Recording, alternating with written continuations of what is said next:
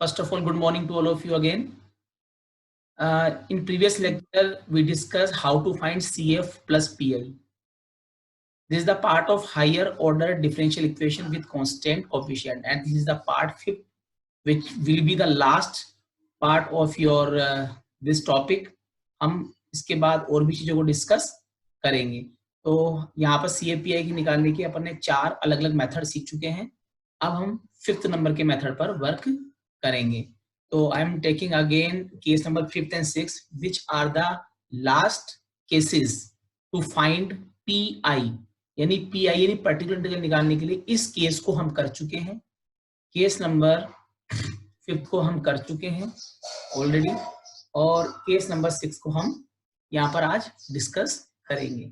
तो यहाँ पर मैंने again I am repeating, when QX is equal to x dot u, पहले वाले में e raise to power x था, अब की बार x है, u यहाँ पर आ रहा है, where u is any function of x. u किसका फंक्शन है? x का फंक्शन है. तो आप इस जगह पर आप देखेंगे कि इस कंडीशन को कुछ इस तरह से लिख सकते हैं. x u को, पहले x को आप बाहर छोड़ेंगे, f ऑफ d, फिर आप u को बाहर रखेंगे, फिर माइनस लगाएंगे, फिर ये जो वैल्यू है उसका आप डिफरेंशियल कर देंगे वन टाइम. उसका डिफरेंशियल करने के बाद नीचे उसका होल स्क्वायर बनाएंगे और इनटू u कर देंगे, और फिर जो भी कंडीशंस होगी उसके अकॉर्डिंग इसको अपन सोल्व करेंगे. This is the last case. इस केस से आपको ये चीजें बिल्कुल क्लियर हो पाएंगी. फिर हम कुछ मिसलेनियस एग्जांपल्स लेंगे. ठीक है, तो ये एग्जांपल नंबर 10, इसमें x आ रहा है और कोसेक जो है वो अलग फंक्शन है u का, यानी मतलब x यहाँ पर अवेलेबल है. जब x मल्टीप्लाई में हो और यहाँ कोई भी फंक्शन हो तो आप कैसे सोल्व करेंगे. लेकिन एक प्रॉब्लम ये है कि x की पावर 1 है जब तक, तो अपन केस नंबर 6 लगा सकते हैं. समझे? केस नंबर 6 लगा सकते हैं. केस नंबर 6 देखो यहाँ पर लिखा हुआ है, केस नंबर 6 जो मैंने ऊपर लिखा था, उस केस नंबर 6 को लगाने में बेनिफिट ये रहेगा जब तक यार पावर कितनी हो, 1 हो. लेकिन अगर 2, 3, 4 हो तो क्या करेंगे, उसके लिए भी मैं अब डिस्कस करूंगा आगे. पहले हम इस एग्जांपल को देख लेते हैं. राइट, तो सबसे पहले आप देखेंगे कि इस एग्जांपल के अंदर यहाँ पर ये जो पोर्शन है d² + 2d, उसको आप सिंपली ऑक्सिलरी इक्वेशन में कन्वर्ट करेंगे. ठीक है, उसके बाद ये m+1 का होल स्क्वायर होता है. जिसको नहीं पता उसको फैक्टर कर सकता है, a² 2ab + b². m+1 को 2 टाइम लिख सकते हैं, m+1 इज इक्वल टू 0. यहाँ देखें आप, ये लिख सकते हैं यहाँ पर. तो यहाँ पर m इज इक्वल टू क्या हो जाएगा, -1, यहाँ हो जाएगा -1. मतलब इन दोनों को आप माइनस में लिख सकते हैं. अब क्या देखते हैं कि दोनों रूट्स, ये जो दोनों रूट्स हैं क्या है, इक्वल हैं. और जब इक्वल होता है तो ये कंडीशन फिक्स है. मैंने कई बार करा दिया है, आपको C1 C2 x को लिखना ही है, इसको लिखना है. और बाहर जो है, यहाँ अगर -1 है तो यहाँ पर क्या लिखा हुआ है, -1 है. और यहाँ अगर 2 होता तो यहाँ 2 होता. बस आपको यहाँ चेंज करना है, यहाँ कोई चेंजेस नहीं करने. ठीक है, उसके बाद इस मेथड को हम यहाँ पर अप्लाई करेंगे. ठीक है, इस मेथड को हम यहाँ पर अप्लाई करेंगे. ये देखिए, इस मेथड को यहाँ लगाने की कोशिश कर रहा हूँ. पहले आप क्या करेंगे, जो क्वेश्चन था उसको यहाँ लिखेंगे, d² + 2d + 1, यहाँ पर x, और ये पूरा x हो गया और u हो गया. ये रहा x और u हो गया. तो हम क्या करेंगे, सिंपल सोचें, फर्स्ट फंक्शन को छोड़ेंगे, इसको एज इट इज लिखेंगे, फिर हम cos x को लिखेंगे, फिर इसका डिफरेंशियल करेंगे. देखो यहाँ पर इसका यहाँ पर डिफरेंशियल किया हुआ है f'. तो d² का डिफरेंशियल 2d और 2d का डिफरेंशियल 2, और नीचे वाले का क्या बना देंगे अपन, होल स्क्वायर, और यहाँ हो जाएगा आपकी cos x. बिल्कुल यही कंडीशन है, u की जगह cos x लिखा हुआ है. पहले x को छोड़ेंगे, फिर इसको छोड़ेंगे, फिर cos x को लिखेंगे, फिर इसका डिफरेंशियल करेंगे, फिर इसका नीचे होल स्क्वायर करेंगे, फिर यहाँ cos x लिखेंगे. बिल्कुल इसी कंडीशन को अप्लाई करना है. आई थिंक आपको ये चीज समझ में आ गई होगी, इस तरह से इस चीज को अप्लाई अपन को करना है. बहुत आसान है. अब इस क्वेश्चन को सोल्व करने के लिए मैंने आपको बताया था, जब अब बहुत आसान है. यहाँ cos x आ रहा है, यहाँ cos x आ रहा है, यहाँ cos और sin जब आता है तो केस नंबर 4 लगता है. इसमें आप क्या करते थे, इसके साथ क्या है, 1 है, उस 1 को यहाँ रखेंगे. d² ढूंढते हैं, cos x sin x में क्या चाहिए आपको, d² चाहिए. तो आप क्या करेंगे, इस जगह पर cos x के साथ जो भी वैल्यू उसको रखेंगे, -1 का स्क्वायर, -1 स्क्वायर है, यहाँ पर भी अंदर की तरफ -1 रखेंगे इस 1 का कोफिशिएंट, क्योंकि जब भी साइन कोस होगा हमें डी स्क्वायर पे काम करना है। देखो जरा, ये देखिए, ये देखें, यहाँ पर 1 है तो -1 स्क्वायर, यहाँ पर 1 है तो यह -1 स्क्वायर, -1 से -1 स्क्वायर है तो -1 रहेगा, ये दोनों कैंसिल हो जाएंगे तो 1/2d बचेगा। यहाँ पर 1 से 1 कट जाएगा तो 2 का स्क्वायर 4, डी का डी स्क्वायर 4d स्क्वायर, ठीक है, इसको इससे कैंसिल कर लेंगे। अब यहाँ पर सिर्फ d बच रहा है 1/d, 1/d का मतलब होता है इंटीग्रेशन, ठीक है, 1/d का मतलब क्या है, इंटीग्रेशन। तो cos x का इंटीग्रेशन क्या होता है, sin x होता है, ठीक है। यहाँ देखो cos x का इंटीग्रेशन मैंने क्या किया है, sin x किया हुआ है, और इस जगह पर अभी भी डी स्क्वायर आ रहा है, नीचे इसका कोई रोल नहीं क्योंकि 1/d इंटीग्रेशन होता है, लेकिन यहाँ डी स्क्वायर है, तो cos x के लिए हमेशा डी स्क्वायर चाहिए, तो हम क्या करेंगे, यहाँ पर ऊपर सोल्व नहीं करना, पहले नीचे सोल्व करना है। इस जगह पर आपको cos x की जगह -1 स्क्वायर रखना है, होल स्क्वायर नहीं, हमेशा नेगेटिव रहेगा। यहाँ जैसे आप पुट करते हैं तो ये नेगेटिव यहाँ से हट जाएगा, तो मतलब ये नेगेटिव नेगेटिव यहाँ पॉजिटिव हो जाएगा, x/2 sin x, क्योंकि इसका इंटीग्रेशन ये होता है। अब ये बचा d+1, d का मतलब होता है डिफरेंशियल, जब cos x को यहाँ लेंगे तो cos x का डिफरेंशियल क्या होगा, -sin x। अगर मैं cos x को यहाँ लूंगा तो cos x का क्या होता है, -sin x, और cos x को फिर यहाँ मल्टीप्लाई करेंगे, ये एज इट इज आपके रह जाएगा। Clear? Finally this is the complete solution और जनरल सॉल्यूशन, इसको हम बोलते हैं कंप्लीट सॉल्यूशन या general solution. y = CF + PI, PI ये पोर्शन है, CF हम यहाँ पर निकाल चुके हैं। तो बहुत इजीली हम इस चीज को कर सकते हैं, सिर्फ आपको ध्यान रख के चलना है कि cos x हो तो क्या करते हैं, और वो कंडीशन अप्लाई कर सकते हैं। ये क्वेश्चन इसलिए इजी है क्योंकि इसमें पावर जो है x की 1 थी, इसलिए बहुत आसानी से हम इस चीज को कर पा लेंगे। अगर पावर बढ़ती है तो फिर हम क्या करेंगे, उसके लिए हम यहाँ आगे कुछ मिसलिनियस एग्जांपल्स लेकर चलेंगे। तो ओवरऑल आज आपके पूरे केसेस पर मैंने डिस्कस कर लिया है, और हम अब नेक्स्ट जो टॉपिक पढ़ेंगे उसमें इन सबके मिक्स क्वेश्चंस को डिस्कस करने की कोशिश करेंगे। This is differential equation of higher order with question coefficient, क्योंकि चैप्टर अपन पढ़ ही रहे। अब इनके आज हम जो करेंगे वो करेंगे मिसलिनियस एग्जांपल्स, ठीक है। मिसलिनियस एग्जांपल को आप समझने की कोशिश करना, बहुत इजी है। कुछ मिक्स क्वेश्चंस में कर रहा हूं क्योंकि अब तक जो किए थे उनसे थोड़े डिफरेंट होंगे, और क्या क्या केसेस और अराइज हो सकते हैं वो यहाँ डिस्कस करेंगे। देखिए अब की बार इस क्वेश्चन में देखिए, राइट में कितने फंक्शंस हैं, वी हैव 3 फंक्शंस। अब आप देखिए यहाँ पर 3 फंक्शन हमारे पास आ रहे हैं। यहाँ देखो आप, पहले अब तक ये केस पढ़े ही नहीं है हमने, अभी तक तो सिर्फ 2 ही पढ़े हैं, 2 ही फंक्शन होते थे, 3 फंक्शन है इस बार। तो इसका मतलब क्वेश्चन में डिफिकल्टीज बढ़ेगी। डिफिकल्टीज नहीं है, सिर्फ टेक्निक आपको ध्यान रखनी है, ठीक है ना। तो वहां पर आप इस चीज को देखेंगे तो आपको समझ में आएगा। अभी फिलहाल यहाँ पर हम क्या करेंगे, x sin x। आप क्या करेंगे, राइट को बाद में देखेंगे, पहले लेफ्ट पर वर्क कर लेते हैं। इस लेफ्ट को आप लिख सकते हैं d² y - 2dy + y, ठीक है। और यहाँ से y को लेंगे तो ये d² - 2d + 1 बन जाएगा, ठीक है।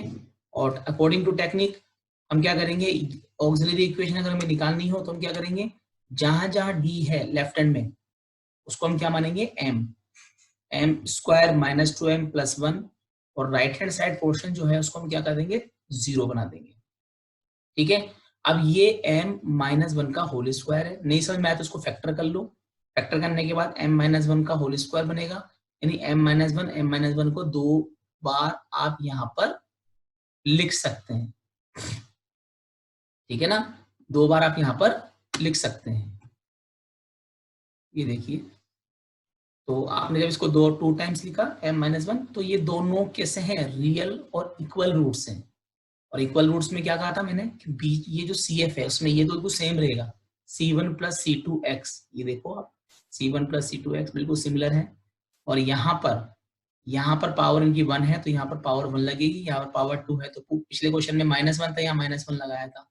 रिपीटेड रूट में ये कंडीशन फिक्स है।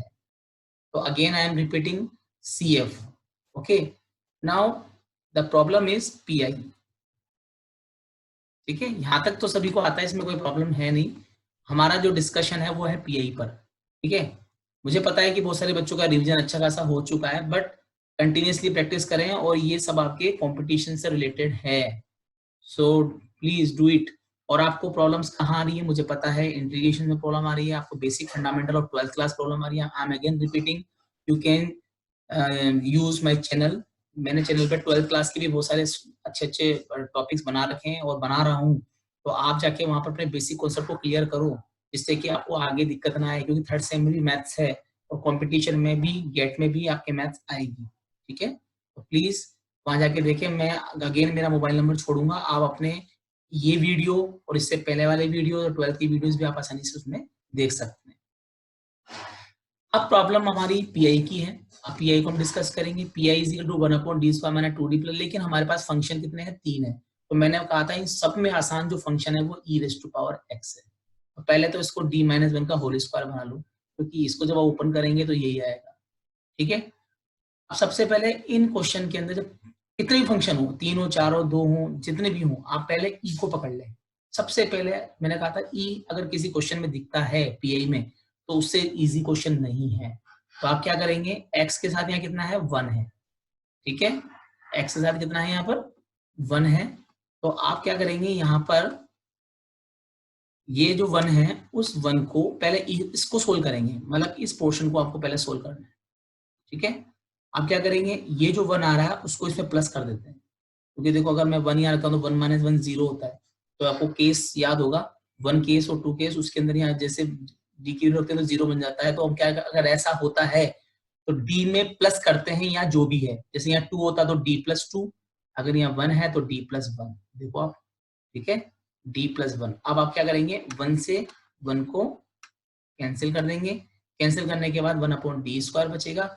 अब आपको इसे सोल्व करना है, और किससे करना है, इंटीग्रेशन बाय पार्ट से, जहां पर आपने पढ़ा था आइलेट, ILE, याद है, यहाँ पर अपन ये कर चुके इस मेथड को, ये इंटीग्रेशन का पार्ट है। ये आइलेट आप डिस्कस कर चुके हो पहले 12th क्लास के अंदर, बहुत डीपली पढ़ा है। आइलेट को हम यहाँ पर यूज करेंगे। आइलेट के हिसाब से ये x क्या है, x यहाँ पर अलजेब्रा है, ये फर्स्ट नंबर है क्योंकि इसका नंबर पहले आ रहा है। और LAILAT, ये टी हो जाएगा, सॉरी ये टी है। ठीक है, ये टी है, और इस जगह पर ये टी जो है वो ये ट्रिग्नोमेट्री, यानी ये सेकंड नंबर का फंक्शन है। तो आइलेट के हिसाब से आप इसको वैसे ही पुराने तरीके से कर कर चलेंगे। 1/d² है, इसका मतलब इंटीग्रेशन जो होगा आइलेट में 2 बार होगा। अब इसका बेसिक कॉन्सेप्ट तो आपने पढ़ा हुआ है 12th में, तो आप उस 12th के पार्ट को उसको दोबारा से रिपीट करें, आपको ये चीज समझ में आ जाएगी। अंडरस्टूड? देखिए, e⁻x 1/d, सबसे पहले जो d² था उसमें एक d को इंटीग्रेशन की फॉर्म में लिखा है, integration x sin x dx।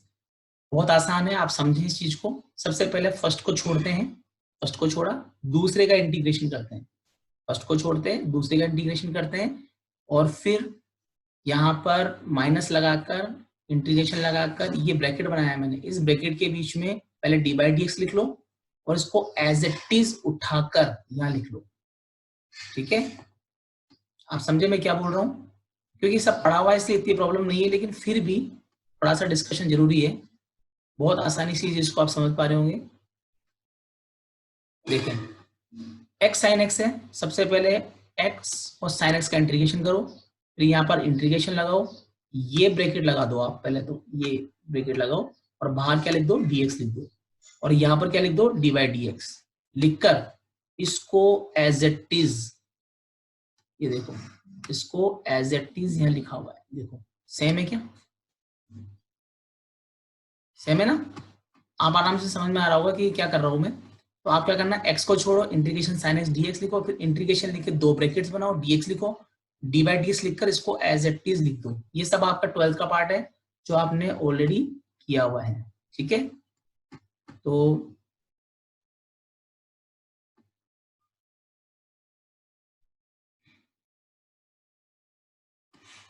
अब x को छोड़ेंगे, साइन का माइनस कोस x हो जाएगा, dx का 1 होता, x का 1 होता है, साइन का माइनस कोस, कोस को बाहर ले जाएंगे तो प्लस हो जाएगा, फिर कोस का इंटीग्रेशन दोबारा से करेंगे साइन x। ठीक है, x का कोस x का इंटीग्रेशन साइन x हो जाएगा, और इस तरह से ये कंप्लीट हो जाएगा, लेकिन अभी भी बाहर 1/d चल रहा है। इसका मतलब है कि हमें इसे अभी और कंप्लीट करना है। ये देखिए, ये आपका कंप्लीट हो गया, -x cos x sin x। अब आप इसको दोबारा से इंटीग्रेट करना पड़ेगा, तो 1/d बचा हुआ है, तो 1/d का मतलब है इंटीग्रेशन, इंटीग्रेशन, तो साइन का इंटीग्रेशन तो -cos x हो जाएगा, और इसको उसी मेथड से जो मैंने अभी बताया है, फर्स्ट को छोड़ेंगे, सेकंड का इंटीग्रेशन, माइनस ब्रैकेट बनाओ, ये ब्रैकेट बना लो, करली ब्रैकेट, मतलब ब्रैकेट इसे बोलते हो, डिवाइड डी लिखकर इसको एज इट इज x, ये वाला, ये मैं जिस पे घुमा रहा हूँ उसको एज इट इज यहाँ लिखा हुआ है, तो प्रैक्टिस उस पर करना पड़ेगा आपको। और कोस का इंटीग्रेशन साइन एक्स है, dx का 1 हो जाएगा, कोस का साइन एक्स है, ठीक है, और साइन एक्स का इंटीग्रेशन क्या होगा, प्लस कोस एक्स, ठीक है, और यहाँ पर कोस एक्स का साइन का कोस इंटीग्रेशन कर रहे हैं, तो एच डी चल रहा है, इसमें कोई प्रॉब्लम नहीं है, ठीक है। अब इस माइनस को ले जाएंगे तो ये तो हो जाएगा नेगेटिव साइन, ये हो जाएगा नेगेटिव, ये हो जाएगा नेगेटिव, तो -x sine x cos x -2 cos x, और यहाँ होगा आपके माइनस, इन दोनों में से आप कॉमन ले लेंगे, इस तरह से पी आई निकाल सकते हैं। अब प्रॉब्लम वही है कि इवेल्यूट कैसे करें, इंटीग्रेशन को कैसे निकालें, तो मैंने कहा कि इसकी प्रैक्टिस आपको करनी पड़ेगी, और सिंपल है, हाईलाइट वाला मेथड आप समझ लें या अपने फ्रेंड समझ लें, या फिर दोबारा से मैं आपको रिपीट कर दूंगा, और इस तरह से आप CF plus PI complete solution, इसको लिख सकते हैं कंप्लीट सॉल्यूशन या जनरल सॉल्यूशन, कुछ बुक में जनरल सॉल्यूशन है, कुछ बुक में कंप्लीट सॉल्यूशन है, तो इस तरह से CF और PI की वैल्यू को पुट करके निकाल सकते हैं। तो 3 फंक्शन थे, लेकिन क्वेश्चन में ऐसा कुछ नहीं है। I am taking another question which is also very different, लेकिन अब की बार इस क्वेश्चन में देखो, ये क्वेश्चन पुराने मेथड से भी कर सकते हो आप, x cos x, case number 6, but मैंने क्या कहा, इसकी पावर अगर बढ़ती है तो क्या करेंगे, इसलिए इसको मैं एक नए मेथड से करूंगा, उस नए मेथड को लेकर आप बहुत सारे क्वेश्चन कर सकते हैं, और जिसपे पावर ज्यादा हो तो प्लीज उसी मेथड को प्रेफरेंस दें, जब अगर पावर x की पावर 2, 3, 4 इस तरह से हो, मैक्सिमम पावर की तरफ जब हम जाते हैं। तो यहाँ पर आप क्या करेंगे, सेम तरीका आप यहाँ पर अपनाते हैं, ठीक है, वापस से सेम तरीका आप यहाँ अपनाते हैं। ये देखिए, सबसे पहले d² + 1 का होल स्क्वायर है, और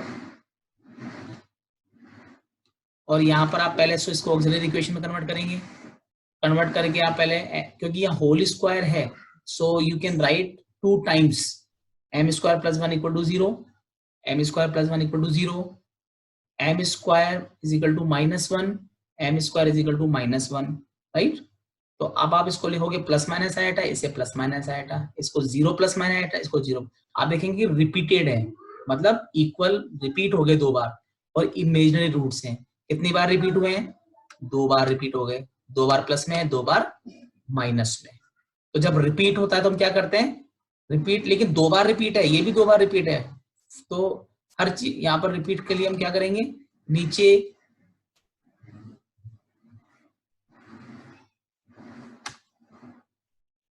ये देखिए, रिपीट के लिए सबसे पहले इन दोनों में जो भी पावर होगी उसको बाहर लिखेंगे e की पावर में, आप क्योंकि रिपीट 2 बार है तो C1 + C2 cos x, C3 + C4 sin x, C1 C2 ये रिपीटेशन को बताता है, लेकिन ये रिपीट 4 बार रिपीट है, 4 रूट्स हैं, ये C1 C2 C3 C4 2 बार लिखेंगे, C1 + C2 C3 + C4, और पहले cos x लिखते हैं, बाद में sin x लिखते हैं, ये सबको पता है। sin x में यहाँ पावर 1 या मल्टीप्लाई में 1 है, क्योंकि यहाँ पर भी 1 आ रहा है और यहाँ पर भी 1 आ रहा है, तो 1 1 cos और sin क्या लिखेंगे, अगर मान लो यहाँ 2 होता, तो यहाँ लिखते cos 2x, यहाँ लिखते sin 2x। ओवरऑल इस तरह से CF अपन निकाल सकते हैं। बट अब जो मैं करूंगा, राइट हैंड साइड को सोल्व करने का अनदर मेथड हम यूज करेंगे। यहाँ पर देखिए, सबसे पहले हम राइट साइड को देख लेते हैं, थोड़ा सा उसको समझ लें, उसके बाद हम आगे फर्दर डिस्कस करेंगे इस चीज को, ठीक है। सबसे पहले आप देखें कि e⁻∗ this is Euler theorem, cos theta + iota sin theta लिख सकते हैं, मतलब यहाँ जो भी आयोटा के साथ है उसको यहाँ और यहाँ लिख सकते हैं। तो इसमें क्या है, ये तो कौन सा पार्ट है, this is the real part, देखो real part of e⁻∗θ cos theta, और imaginary part of e⁻∗θ sin theta. Imaginary का मतलब जिसका आयोटा आता है, ठीक है ना। रियल पार्ट है cos थीटा और इमेजिनरी पार्ट है sin थीटा। मतलब जिसमें आयोटा नहीं है वो रियल पार्ट होता है और जिसमें ये नहीं है उसको इमेजिनरी पार्ट बोलेंगे। लेकिन आप ये, मैंने ई क्यों लिया, क्योंकि मैंने कहा था सीए पीआई के क्वेश्चन जो होते हैं पीआई के स्पेशली, उनमें ई जब जब आता है तब तब क्वेश्चन को करना बहुत आसान होता है। तो हम क्या कर रहे हैं, क्वेश्चन को ई में बदलने की कोशिश कर रहे हैं जिससे कि हम उसको सोल्व कर पाए। अब जरा हम राइट साइड में देख लेते हैं, क्योंकि यहाँ पर आपके कोसेक्स आ रहा है, तो कोसेक्स का मतलब क्या समझो, कोसेक्स क्या है, कोसेक्स यहाँ देखो आप, कोसेक्स यहाँ पर रियल पार्ट है। अगर साइन होता तो क्या होता, इमेजिनरी पार्ट होता। तो यहाँ पर आप देखेंगे कि d प्लस 124, पहले तो रियल पार्ट इसलिए लिखा क्योंकि मैं इस कोसेक्स को लिख रहा हूँ e raise to power iota x. इस कोसेक्स को लिखा गया है e raise to power iota x, क्योंकि e raise to power iota x में बाहर मैंने रियल पार्ट भी लिखा है। तो रियल पार्ट का मतलब है कि इसका जो रियल पार्ट है वो कोसेक्स है। जैसे इसका रियल पार्ट क्या था, कोसेक्स था, वैसे इसका रियल पार्ट, इसका real part e raise to power iota x का रियल पार्ट कोसेक्स है, इसलिए मैंने रियल। अगर यहाँ साइन होता तो मैं क्या लिखता, इमेजिनरी पार्ट। तो ई करने से क्वेश्चन ज्यादा आसान हो जाता है। ठीक है, तो हम क्या करेंगे, रियल पार्ट हर बार लेके चलेंगे, लास्ट तक अपन ये करना है रियल पार्ट ऑफ, फिर ये पूरी की पूरी टर्म अंदर एज इट इज लिखी हुई है, बस कोसेक्स की जगह e raise to power iota x लिखा है। अब हमारे पास कितने फंक्शन है, हमारे पास दो फंक्शन है। ठीक है, अब टू फंक्शंस हैं। अब पहले तो e raise to power iota x को आप बाहर निकाल लो, देखो बाहर निकाल दिया, 24 को बाहर कर दो क्योंकि कोई यूज नहीं है, कांस्टेंट है, कांस्टेंट को हमने बाहर निकाल दिया है। और आपको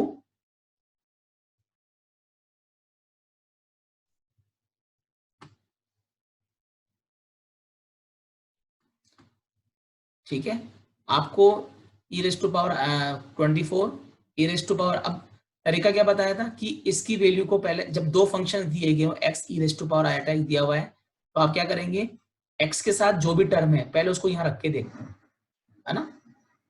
अगर मैं यहाँ रख के देखता हूँ तो क्या होगा, आयोटा रखते हैं आयोटा स्क्वायर की वैल्यू क्या होती है -1, और -1 + 1 क्या होता है, 0 होता है, मतलब 0 हो रहा है। पहले जब भी कोई भी फंक्शन कुछ भी हो, पहले आयो एक्स के साथ जो भी टर्म होती है ई में उसको रख के देखते हैं, तो ये 0 बन रहा है। जब 0 बनता है तो हम क्या करते हैं, एक्स के साथ जो भी टर्म है उसको इसके अंदर प्लस कर देते हैं, तो D plus iota whole square plus 1। इससे क्या हो जाएगा कि इसका रोल खत्म हो जाएगा, और ये जो टर्म है ये हमने कहा लिखी है पीछे लिख दी। अब इसका यूज खत्म है, इसको सिर्फ हमने ऐड करके लिखा है। अब हमें सिर्फ एक्स के लिए सोल्व करना है, और एक्स के लिए कौन सा रूल लगाते हैं, बाइनोमियल। ठीक है, अपन यहां लगाते हैं बाइनोमियल, ये देखिए। तो इस जगह पर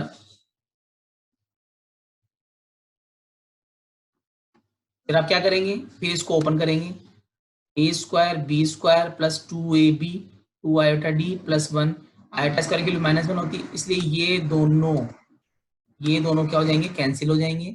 ठीक है, और इन दोनों को अपन आसानी से कैंसिल करेंगे। कैंसिल करने के बाद आपके पास क्या बचेगा, D square plus 2 iota D का होल स्क्वायर, बाकी 24 एज इट इज है बाहर, ये देखो e raise to power iota x इधर रहेगा, इसका कोई यूज नहीं है, और इस जगह से D square plus 2 iota x बन जाएगा।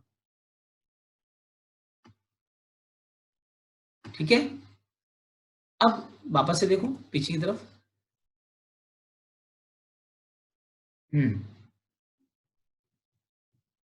अब यहाँ पर मैंने क्या कहा था कि आपको वो बनाना है, 1 बनाना है, तो इन दोनों मिनिमम पावर कौन सी है, 2 डी आयोटा। इसको हम क्या करेंगे, बाहर की तरफ कॉमन ले लेंगे, ये देखिए 2 डी आयोटा को पूरा कॉमन ले लेंगे, बाहर रियल पार्ट सब सेम चलेगा, बाकी ये हटाना है, इसको बाहर लेंगे।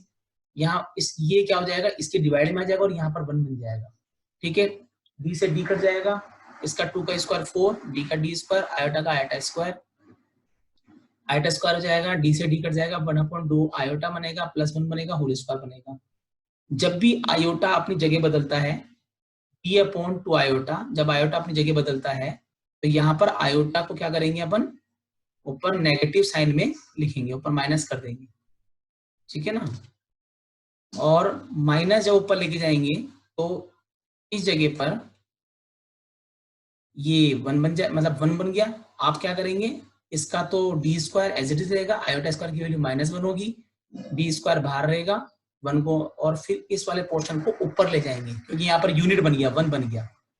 तो डी जब ऊपर लेंगे तो -1/4 e raise to power i आटा x 1/d², ये जैसे ऊपर लेके जाएंगे तो 1 यहाँ आ जाएगा, डी आई आटा आ जाएगा।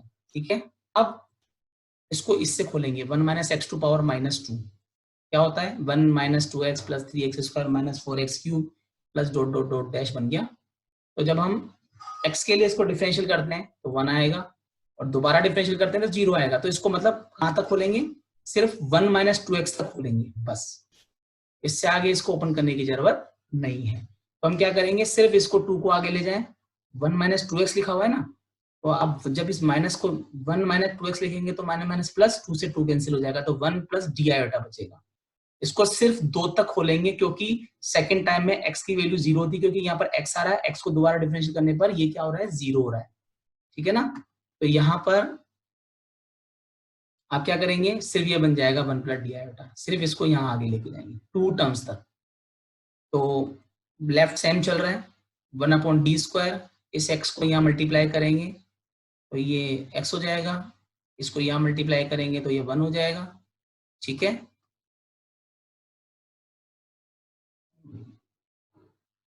ठीक है ना, तो x को यहाँ लिखेंगे 1 होगा और d यानी डिफरेंशियल, x का डिफरेंशियल क्या होता है 1 होता है। तो अब ये सोल्व होने के बाद में 1/d² का मतलब है इंटीग्रेशन 2 बार 2 टाइम्स। तो पहले हम 1/d 1 टाइम इंटीग्रेशन x का होता है x²/2, ठीक है, और आयोटा है कांस्टेंट है, कांस्टेंट का इंटीग्रेशन x होता है, सबको पता है कि जब आयोटा को बाहर कर देंगे तो x ही आएगा और ये x²/2 होगा। इसका फिर दोबारा से फिर इंटीग्रेशन करें, अब की बार इसका हो जाएगा x³/3, क्योंकि जो 3 आएगा 3 × 2 = 6 हो जाएगा और इसका हो जाएगा x²/2। ये देखो 24 रियल पार्ट ऑफ माई, ये तो एज इट इज है, ये 2 बार इंटीग्रेशन मैंने कर दिया है। अब वापस से इसको खोल लो, इसको ओपन कर लो, क्योंकि आपको पता है e raise to power i cos theta plus i sin theta ये हो चुका है इंटीग्रेशन, इसलिए हम क्या करेंगे e raise to power i x को इस तरह से लिख सकते हैं cos x plus i sin x। ठीक है, तो आप क्या करेंगे, इस जगह पर इसको ऐसे लिख सकते हैं। अब यहां पर ये जो 4 है, इस 4 को इससे कैंसिल कर देंगे 24, तो ये हो जाएगा 6 × 6 = 24 माइनस का 6 रह जाएगा यहाँ पर रियल पार्ट।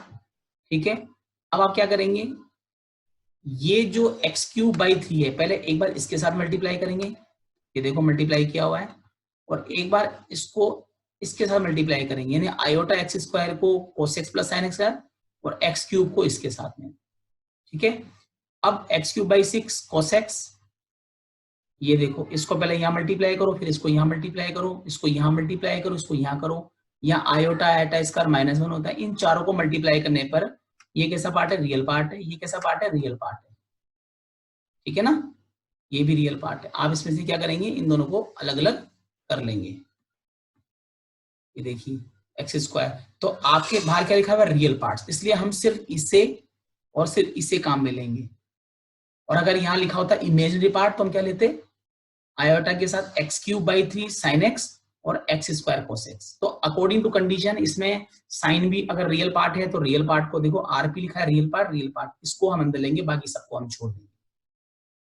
ठीक है, तो इस तरह से ये आपका कंप्लीट PI आ जाएगा और इन दोनों को इसको आप मल्टीप्लाई कर दें, मल्टीप्लाई करके ये टर्म्स आपके पास बचेगी।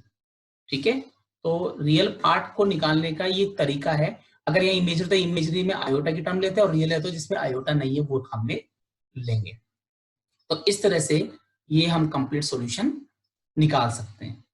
ठीक है, तो इतना कोई प्रॉब्लम नहीं है स्टूडेंट्स, हम आसानी से इस चीज को कर सकते हैं और इतनी कोई प्रॉब्लम नहीं है, लेकिन वो ये कि आप जितनी सी प्रैक्टिस करेंगे उतना ही बेटर है। नेक्स्ट क्लास में मुझे लगता है कि इसमें कुछ कमी रह गई है, तो हम नेक्स्ट क्लास के अंदर इस टॉपिक को और डिस्कस करेंगे, जिससे कि आपको ये चीज समझ में आ जाए। Because due to less time हम इस चीज को ज्यादा, एक एग्जाम्पल और है जो कि बहुत अलग है, एग्जाम में पूछा जाता है, उसको भी हम यहाँ पर डिस्कस करेंगे। ठीक है, तो अब की बार जो नेक्स्ट क्वेश्चन होगा वो आपका इस टाइप का क्वेश्चन होगा।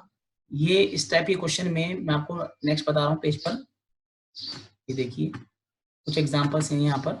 ये देखिए sec x tan 2x d² a², ये 3 क्वेश्चन ऐसे हैं जो बड़े क्वेश्चंस में काउंट होते हैं। इनको करने की टेक्निक दूसरी है, उनको हम नेक्स्ट क्लास में डिस्कस करेंगे। लेकिन इससे पहले आपको ये जो टेक्निक बताई है कोर्स वाली, इस टेक्निक को आप यहाँ पर समझने की कोशिश कीजिएगा और बहुत आसानी से इस चीज को अपन कर सकते हैं। ठीक है, thank you so much sir. आप इन चीज को ध्यान से पढ़ें और वापस से इसको रिपीट करें, जिससे कि मैं आपको नेक्स्ट टाइम इस चीज को समझा पाऊँ। Thank you so much, take care.